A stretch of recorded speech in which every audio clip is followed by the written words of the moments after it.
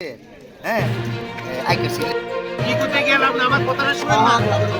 কথাটা আগে শুনেন না আমার কথা শুনুন দলপুর আছে দলপুর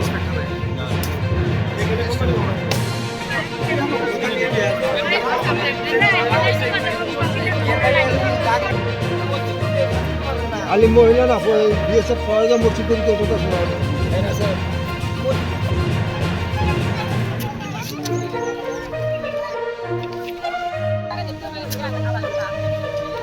আর একজন কোম্পানি কমান্ডার আমি আজ গ্রামের প্রধান হিসেবে আমার তো চরবে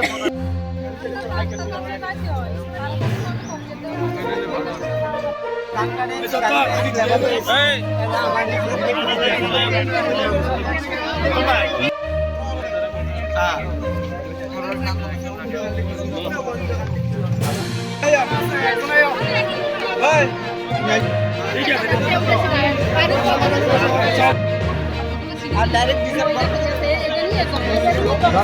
গতকালকে যথেষ্ট 1 ঘন্টা 1.5 ঘন্টা এখন এই যে পথ চলালো যারা তারা তো কোনো দোষ নাই তারা আপনারা ছাইরা দেন কথাক্ষণ যদি সলিউশন না হয় নেক্সট যে স্টেপ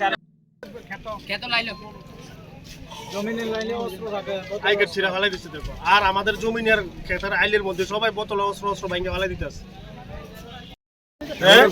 প্রতিদিনে তোমরা অবরোধ করো আজকে 2-1 দিন থেকে মানে কয়েক মাস পর পর এমন হয় উপর লেভেলে কোনো সুরাহা হয় না কি উপর লেভেলে কোনো সুরাহা হয় না জানাইলে হ্যাঁ আজকে হবো আর করতে না এমন কথা কয় আর হয় না আপনারা কোনো লিখিত অভিযোগ জানাচ্ছেন ঊর্ধ্বতন কর্তৃপক্ষের কাছে না লিখিত অভিযোগ আমাদের যে এখন ডিএম স্যার আছে ডিএম ম্যাডাম এর আগে দিছিলাম যে আমাদের পয়েন্টগুলো চেঞ্জ করে দিতে কইছে হইতো না করে দিছে না এইভাবেই এখন আপনারা কি কোম্পানি কমান্ডার কালকে আমি আজ প্রধান হিসেবে আমি একটা সমস্যা হয়েছে মহিলার সাথে কোম্পানি কমান্ডার আমার কাছে ইনসিনগর আছে তো প্রধান উপপ্রধান আছে সবাইকে পিছুয়ার আমি গুছাতে কাম দেখা দেন কে আমার পাওয়ার তারা বলে আমাদেরকে তারা পাওয়ার দেখাবো এই জন্য আমরা এখানে আজকে বাধ্য হয়েছি আর আমি প্রধান হিসেবে যদি আমাকে পিছুয়ার আমি গুছা দেখা তাহলে আমার গ্রামের যে জনগণ আছে তাদের সাথে কি ব্যবহার করবো আপনার নাম এই জন্য আপনার নাম আমার নাম ফারুকুল ইসলাম আমি এনসিনগর গ্রাম পঞ্চায়েতের উপপ্রধান আমাদের এনসিনগরে 2টা রাস্তা আছে একটা করলে মুরাদিয়া একটা দুর্গাপুর দিয়ে দুটোটা রাস্তার মাথার মধ্যে বিএসএফ ডিউটি করে আর আমাদের এখানে ফেন্সিং হয়েছে না খোলা এরিয়া আমরা যাবতীয় জিনিস যাই বাজার থেকে নিয়ে আসি তা 1 কেজি হোক 2 কেজি হোক আমরাকে তারা বলে ক্যাম্পে থেকে বলে পারমিশন নিয়ে যেতাম মানে আমরা সংসারে লাগে মনে 2 কেজি চিনি লয়ে যায় তারা ছিঁড়া ফালাই দেয় 5টা সাবান লয়ে যায় ছিঁড়া ফালাই দেয় তারপরে আত্মীয় স্বজন আমার বোন ফুপু বা নিজের শ্বশুর বাড়ি কোনো আত্মীয় স্বজন বাড়িতে আসতো তারা পারমিশন ছাড়া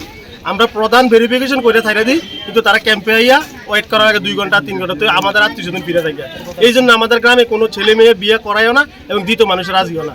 আর সাধারণ মানুষের যে কোনো বিয়ে যাবে সন্ধ্যা 6টার পরে বাজারে যাইতে দেয় না ধমকাধমকি করে আর ধরলে কয় মাটিতে গাড়াই লেবো গুলি মারবো এই করবো এই করবো আমরা গালাগালি করে সবসময় গালাগালি করে আর আমাদের এখানে দেখো আই কার্ড দিছি আই কার্ড ছিঁড়া ফালাই দিচ্ছে দিয়েছে আই কার্ড বলে হইতো না এলাউড হইতো না আর কারোর বাজারে যাইতো না এটা সরকারি লোক কিন্তু সরকারি একটা আই কার্ড ছিঁড়া ফালাই দিছে তারপরে আমাদের 1 সোজা বাস নিয়ে বাড়িতে যাই না 1 কেজি চিনি আনতে না 2 কেজি চিনি আনতে না সাবান আনতে না সব বলে তারা পারমিশন নিতাম আমরা এখানে ঘর বানতে আছি একটা বালুর ট্রাক যেতে পারে না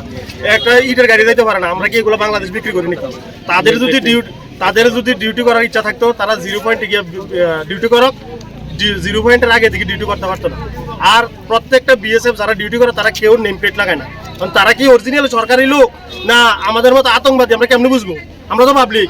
তারা কি আমাদের মতো সাধারণ মানুষ না আতঙ্কবাদী তারা কেমনে বুঝবো তারা নেম প্লেট লাগায় না সব শুধু বন্দুক লয়ে থাকে এরকম বন্দুক লইতে আমি ডিউটি করতাম পারি বিএসএফ কইয়া তারা এইভাবে মানুষকে সাধারণ মানুষকে হয়রানি করে এই জন্য আমরা আজকে এখানে একটা রাস্তা রোকো হয়েছিল আজকে সকালে তো এসডিএম স্যার আমার ফোন করে জানাইছিল যে এনসিনগর এরিয়াতে একটা রাস্তা রোকো হয়েছে তো ওইটার সিচুয়েশন কি বা কি এটা একটু দেখালে তো এখানে যখন আইসি অনেক ক্লেমস আইসে তো এই ক্লেমসটি আমি নোট ডাউন করার পরে এখন ভাইস চেয়ারম্যান সাহেবও আইছিল তো ওনার সাথে গেছিল এবং প্রধান তারাও আইসেন তারার লোকে আইসেরা ইভেন এসডিপি স্যারও আইছিল তার সাথে আইসেরা আমরা এখানে কমান্ডেন্ট স্যারের লগে কথা বললাম ইস্যুটি রেজ করলাম যে কী আছে তার তরফ থেকে কিছু ইস্যু আসলো ওইগুলো আমরা শুনলাম তো পরে লাস্টে যার লগে যেটা প্রবলেম হচ্ছিলো বা তো এটা পিসফুলি আমরা রিজলভ করতে মানে সক্ষম হয়েছি আর